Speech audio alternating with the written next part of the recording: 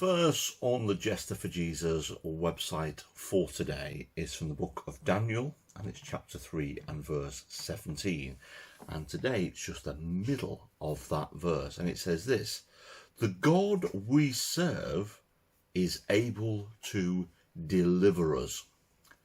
Have to put that into its context. This is Daniel 3, and it's a story of Shadrach, Meshach and Abednego, who refused to bow down to the statue of Nebuchadnezzar, the king of Babylon, because it was idol worship, and they said, we're not going to do that.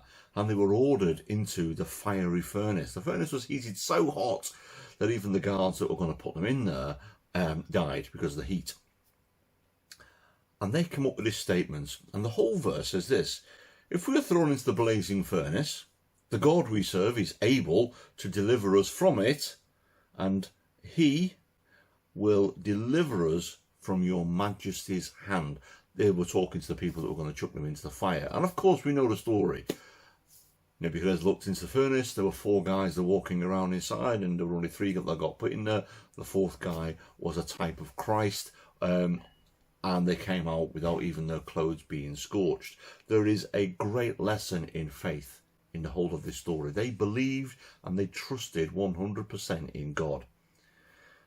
And we face giants in our lifetime. We face those people that are bearing down upon us, and we need to be delivered from something.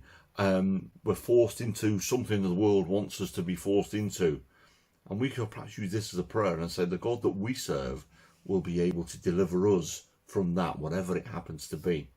So maybe today, as you approach the end of this week, maybe you've had a really tough week and you've got a tough week coming up next week.